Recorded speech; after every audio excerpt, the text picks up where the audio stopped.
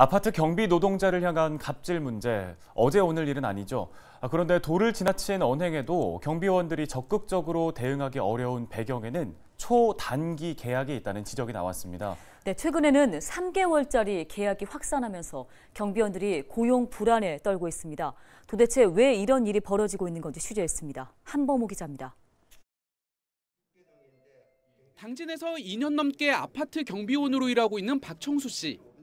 근로계약을 1년 단위로 맺어 갱신 시점이 다가올 때마다 자칫 직장을 잃지 않을까 불안에 시달립니다. 그런데 최근 이보다 더 짧은 3개월짜리 초단기 계약이 주변에 늘자 직접 문제 제기에 나섰습니다. 1년도 어떻게 보면 임시잖아요. 그러면 누가 1년 하려고 직장에 충성을 하고 열심히 일을 하겠다는 그런 의욕이 생기겠습니까? 그럼 1년 하면서 저도 솔직히 불만인데 최근에 3개월짜리가 있다니 깜짝 놀랐어요. 그게 어디 직장이 아니잖아요, 그런 거는.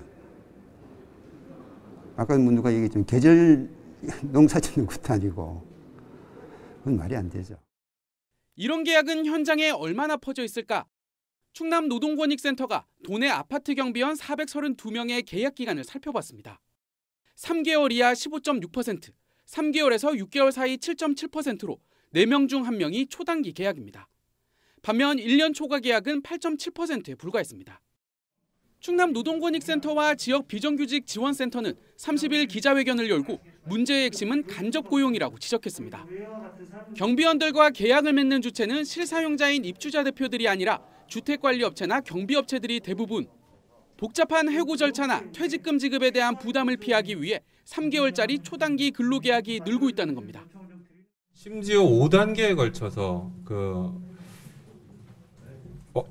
관리업체, 용역업체, 또 다른 경비업체 이런 식으로 이제 다단계 하도급 구조가 되어 있는 경우도 복잡하게 되어 있는 경우도 있습니다. 이제 이런 경우 그러니까 직원 관리를 좀 수월하게 하기 위해서 또 그런 차원에서 3개월 계약이 좀 관행화되고 확대되고 있다. 실제로 아파트 경비 담당 업체가 바뀌면 소속 경비원 일부 또는 전원이 계약 해지되는 경우가 절반 이상이었습니다. 이런 구조를 깨트리기 위해선 경비원과 입주자 대표, 용역업체가 함께 규범을 만들어 이행하고 지자체의 관리 감독 기능을 강화해야 한다는 주장입니다. 정당한 이유 없이 단기간으로 그 경비 노동자를 계약하는 부분에 있어서는 도에서 충분히 감사하고 이걸 시정 요구할 수 있다고 생각합니다. 그래서 도에서 제대로 된 역할을 할 수 있도록 촉구합니다.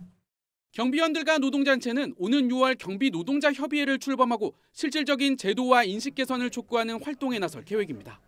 헬로티비 뉴스 한보호입니다.